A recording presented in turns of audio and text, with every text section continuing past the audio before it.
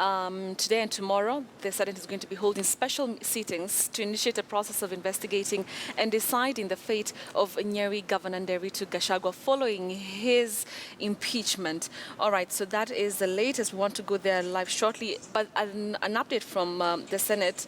We understand that the Senate has proposed to have an 11-member committee to investigate the impeachment of Nyeri Governor Gachagua and release a report in 10 days. Now, among those in the commission is Senator Bill Okero, Joy Gwendo, Moses Kajwang, and of course we will be giving you the other names shortly. For now, so let's just cross over there live and listening. After making a decision fairly, I want, Mr. Speaker, to assure the country that this Senate, one, like I said, is not a rubber stamp. Two, this Senate is also not vindictive. This Senate will only act according to the facts placed before it. This Senate, Mr. Speaker, must show the country that when county assemblies reach a level where they act in a manner several of them have acted and they send their outcome here, one, we sit more or less, first of all, we are quasi-judicial.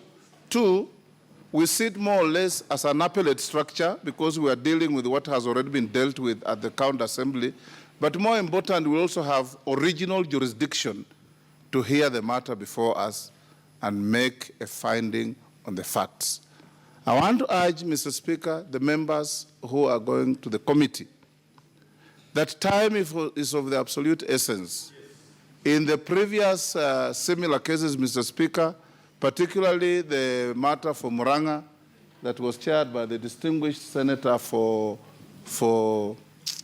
Kitui, the report came to the House very late. So late that, Mr. Speaker, because of the time constraints, I don't think members were given the opportunity to properly read, digest, and understand the report. Be that as it may, Mr. Speaker, we approved what the committee had advised. Mr. Speaker, we don't want to take too long on this matter. Looking at the charges, Mr. Speaker, some are serious, some not, Mr. Speaker. For example, like indictment number 9, I don't know why it is even there, because the governor is being accused of not ascending to bills. Yet the law is very clear, Mr. Speaker. When you send bills to the governor, and if 14 days lapse without him ascending, they automatically become law. So there's no violation. You cannot then indict him for failing to ascend to bills. You can probably caution him for being lazy, but not for violating any law, because if he doesn't sign the bills, they become law. So the assembly will not have acted in vain. That again will be a matter for the committee if we form one to hear this. Mr. Speaker, this House must solve problems, and solving problems is part of our calling as a Senate.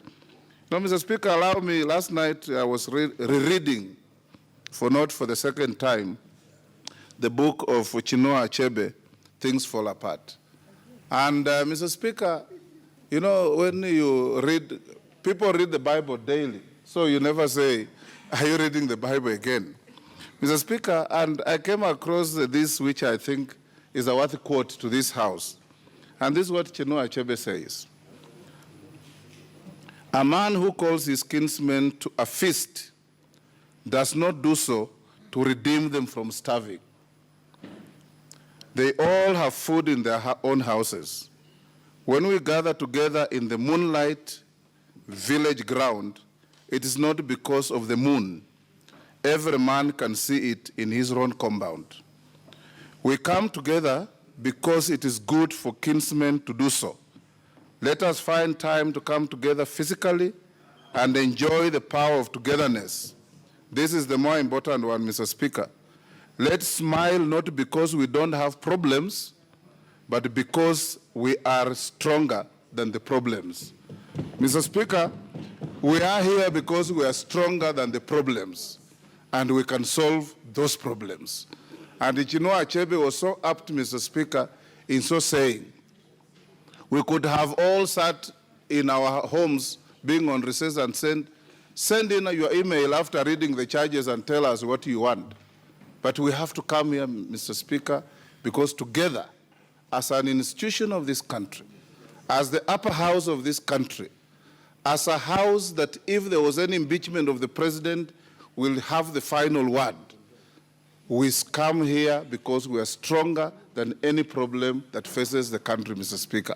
And together, as representatives of counties, as representatives of the people, as defenders of counties and their governments, we are here, Mr. Speaker, to act as such because we are stronger than problems.